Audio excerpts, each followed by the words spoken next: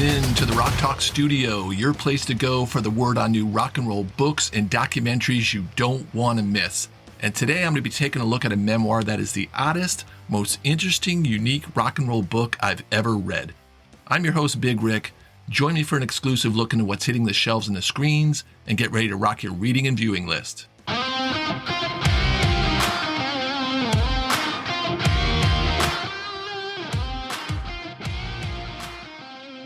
And today the spotlight falls on easily the most unique rock and roll book I have read since I started reviewing and recommending rock and roll books and docs on this podcast close to 2 years ago.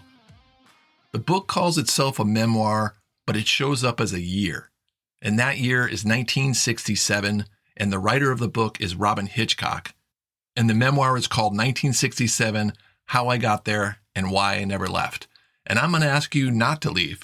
Even if you're not a fan of Robyn Hitchcock, or you might know a little bit about him, I'm going to implore you to hold on. You've got to hear about this book. Hitchcock chose the year 1967 when he was in his young teens to stop time and go back to that year that defined his life. The story revolves around his time when he was sent to a Winchester boarding school in England, where he was to be primed for taking his place in society. The story is set in the world of isolated boarding schools and the quiet English coming and goings of his family life. Hitchcock was unsure of who he was, but he was open to finding out. He writes from his 1967 teen perspective. It's quirky, it's awkward, it's personal, but it's also very engaging in its innocence. And then everything changes. Hitchcock describes it as such. So this is what happened to me on the cusp of childhood and adolescence. It left me with a toddler's soul and a middle-aged mind. And what he's talking about and what it was all about was him hearing the Beatles' Rubber Soul playing on the house gramophone when he walks into a room. Well, if the Beatles lit the fuse, then it was Bob Dylan who blew his mind. Teen Hitchcock became obsessed with Dylan's Like a Rolling Stone, singing over and over the chorus, "How does it feel? How does it feel?" It tormented him. The planets seemed to align, and it was Bob Dylan who became his North Star. Here's another cool quote from the book. "It's pretty clear to me that Dylan knows the meaning of life, if anybody does," he writes. "He has momentum, direction, intuition, wisdom. My elders and betters, teachers and parents, people who drive cars and look compromised, they have experience and they call the shots. They decide where you live and where you go. And until recently, they told you when to go to bed too. But they haven't seen the bottom of the barrel the way Dylan has. They haven't glimpsed the fundamental pointlessness of everything." The writing of the book is very unconventional. It's full of teenage angst, and it's also full of nostalgia, irony, and melancholy musings that you just can't help but enjoy. His early growing love of the psychedelic era, he still hasn't smoked pot, but he wonders about it. That psychedelic period really obsessed his mind. Every new song released, from Jimi Hendrix to Pink Floyd to the Kinks, any new Bob Dylan, pushed him to explore things his current drawl life in boarding school couldn't offer. He wrestles with the status quo and uses music as his escape hatch. The book also has a contemporary Hitchcock dropping in to speak from the perspective of the present. Here's one of those times, quote, "Through the amber of 60 years, the Beatles glow even brighter. They mean as much to me now as the white-haired pensioner as they did to 10-year-old 70% grown me." And that is really the theme of this book. You follow young Hitchcock as music helps figure out his life. The writing is so easygoing that the book just flows along, and it's a fairly quick read. You're totaling 213 pages here.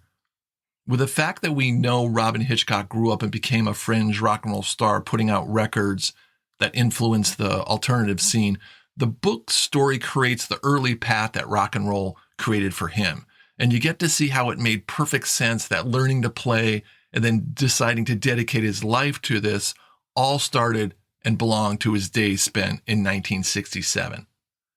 The subtitle to this memoir, it just nails it. It's perfect. How I Got There and Why I Never Left. Especially the why I never left part. Hitchcock uses 1967 as the grounding point, one that served as the model of how he wanted to always feel, not only in 1967, but for the rest of his life. let's wrap up the discussion on this book and look at the one big question. And the one big question about this book, and I kind of alluded it when I first started, and I implored you to hold on, is if you're not a big Robyn Hitchcock fan, will this memoir be worth your money?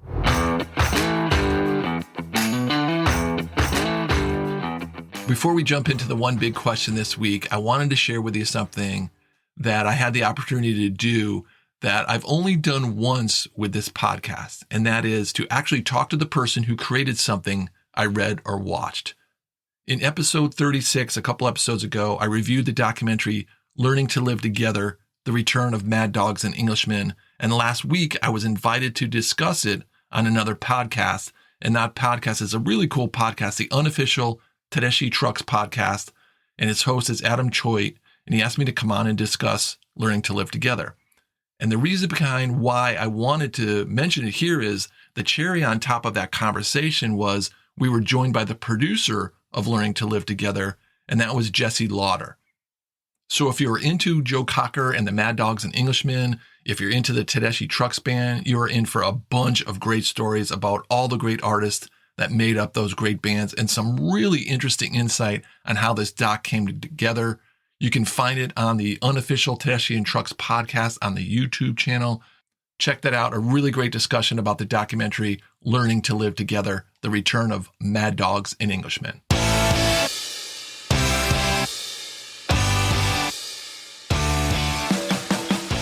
Okay, now let's jump into this week's one big question. And I love this question because it really speaks to the uniqueness of this book. Robyn Hitchcock is not the biggest rock and roll star. There's no doubt about it. You might not even know anything about him.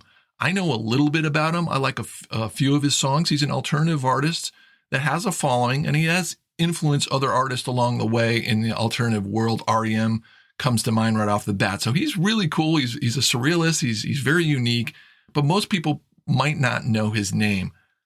But again, that is the really cool thing about this book. If you don't know that much about Robyn Hitchcock, this book could have been written by anybody.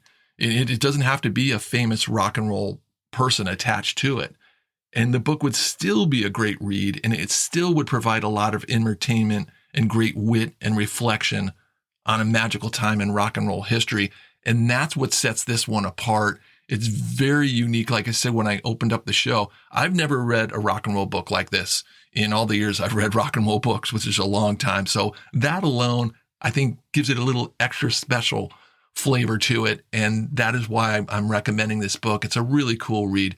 Check it out. 1967, How I Got There and Why I Never Left.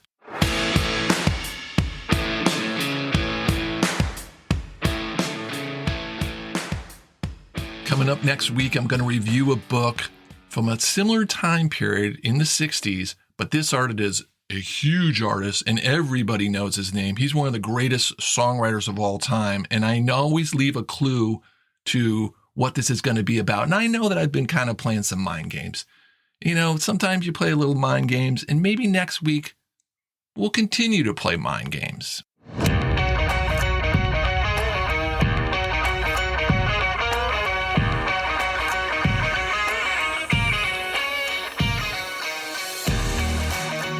Thanks for tuning in. Love talking rock and roll and being able to give you the scoop on a title I think it's worth your time and money. Check the archives for more recommendations. I just reviewed a great Tom Petty book, also a new Joni Mitchell book, a book about the iconic Stone Pony Bar, and there's a few cool docs in there, one about Steven Van Zandt and another one on the one and only Santana.